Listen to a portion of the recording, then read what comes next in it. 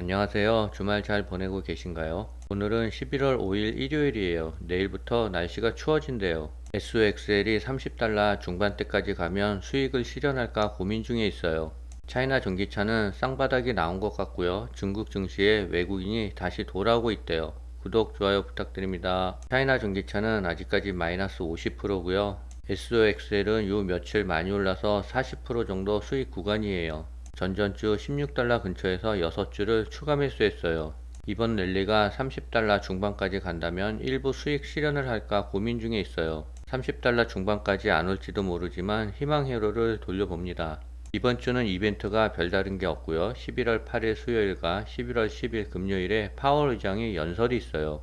이번에도 비둘기파적인 발언으로 증시가 많이 상승했으면 좋겠어요. 미국과 유럽 당국자들은 우크라이나의 러시아와 평화협상을 언급하기 시작했대요. 4일 미국 MBC 방송은 미 정부 전 현직 고위 당국자들을 인용해 평화협상 타결을 위해 우크라이나가 포기해야만 할 수 있을 사안들에 대한 대체적인 윤곽이 포함된 대화를 했대요. 이러한 논의는 장기간 전선이 교착 중인 우크라이나 현지 상황과 우크라이나 원조와 관련한 미국 및 유럽 각국의 정치적 여건 악화를 인정한 데 따른 것이래요. 우크라이나군은 올해 6월부터 러시아군을 자국 영토에서 몰아내겠다며 대반격 작전을 시작했지만 현재까지 가시적인 성과를 내지 못하고 있대요. 더욱이 팔레스타인의 하마스의 기습적인 공격으로 이스라엘에서 전쟁이 발발한 상황도 우크라이나에게는 악재로 작용하고 있대요.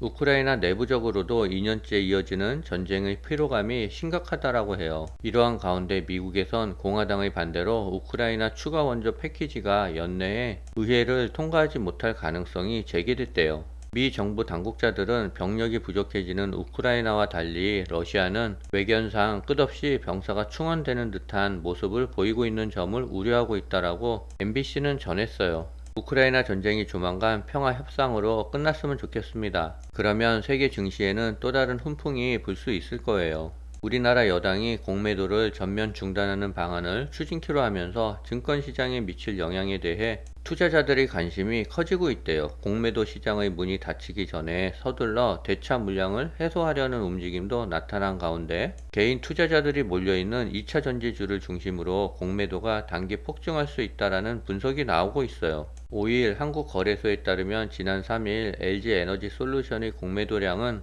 5거래일 전보다 2배가 늘었대요. 전체 거래량에서 공매도가 차지하는 비중도 24.5%에 달하고 있대요. LG엔솔은 지난달 27일부터 31일까지 유가증권 시장에서 공매도 거대 대금이 가장 많은 종목이었대요. 뿐만 아니라 에코프로와 에코프로 BM, 포스코 푸처엠, LNF 등 다른 2차전지 관련 종목들도 공매도 거래가 최근 부쩍 늘었대요. 3일 에코프로 BM 공매도 거래량은 5거래일 전보다 3배 넘게 증가한 상태래요.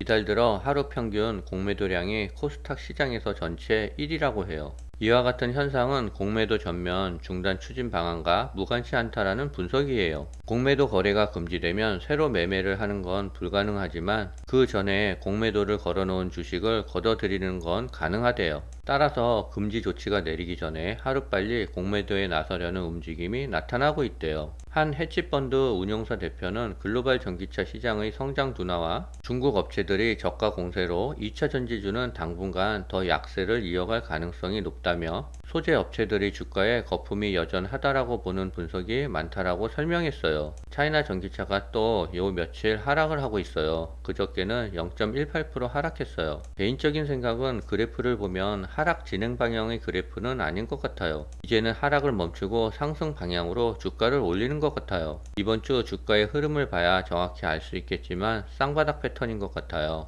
이번 주부터는 주가가 상승하리라고 조심스럽게 예측을 해봅니다. 금요일 위안화 환율은 조금 하락했지만 차이나 전기차의 구성 종목들은 99%가 상승을 했어요. 그리고 중국에서 증시 부양에 대한 계속 좋은 뉴스가 나오고 있어요. 중국은 주택담보대출에 대한 은행의 자본 부담을 줄이기로 했다라고 3일 차이신에서 보도를 했어요. 지난 2월 발표된 상업은행 자본 관리에 관한 규정의 초안을 수정한 것인데 중국 정부의 부동산 활성화 대책의 일환이라는 평가예요.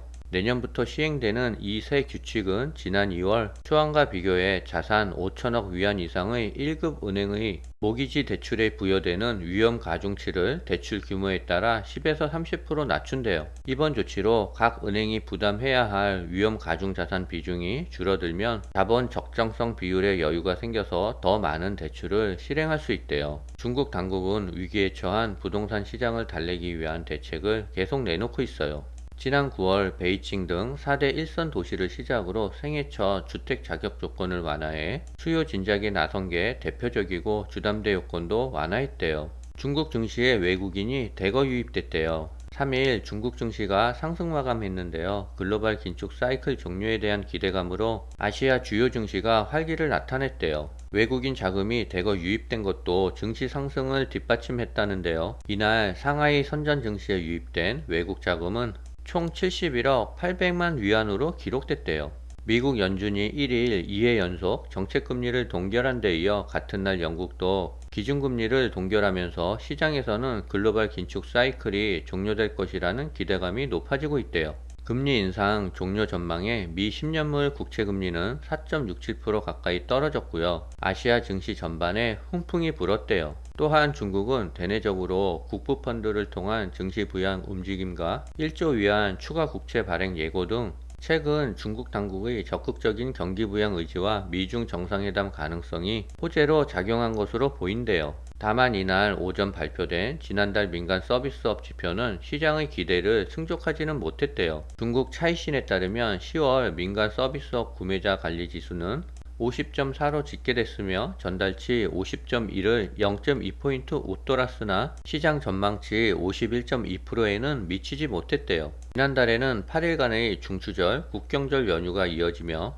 관광과 외식을 비롯한 서비스 관련 소비가 폭발했으나 이후 수요가 크게 꼬꾸라지면서 연휴 특수를 지어버린 영향이래요. 왕저 차이신 선임 이코노미스트는 3분기 경기가 바닥을 찍고 반등할 조짐을 보였지만 회복 기반이 아직 견고하지 않다라고 짚었어요. 시진핑이 최근 미국에 대해 우호적인 메시지를 계속 던지고 있어요. 시진핑이 3일 미중 관계의 기초는 인민에 있으며 힘의 원천은 양국 인민 간에 오가는 우정에 있다며 미국을 향해 우호적인 메시지를 던졌어요. 양국은 오는 11일에서 17일 미 샌프란시스코에서 열리는 아펙 정상회의를 계기로 약 1년 만에 정상회담을 추진하고 있는 가운데 나온 발언이래요. 미국은 아펙 정상회의 기간 조 바이든 대통령과 시 주석 간 회담 추진을 공식화하고 적극적인 의지를 드러내고 있대요. 중국 측은 참여 여부를 확신하진 않았지만 시진핑 주석이 수차례 관계 개선을 암시하는 메시지를 내놓고 있어 성사 가능성이 크다는 전망이 나오고 있대요. 중국이 미국에 대해 한풀 꺾어 들어가는 모습이에요. 전기차 배터리 리튬 가격이 지난해 연말에 비해 70%가 넘게 하락했지만 조만간 공급 부족 현상이 나타날 것이라는 전망이 나오고 있어요. 그래서 리튬과 유사한 성질을 보이는 나트륨이 대체제로 거론되면서 나트륨 배터리를 개발하고 있는 업체들이 이목을 끌고 있대요.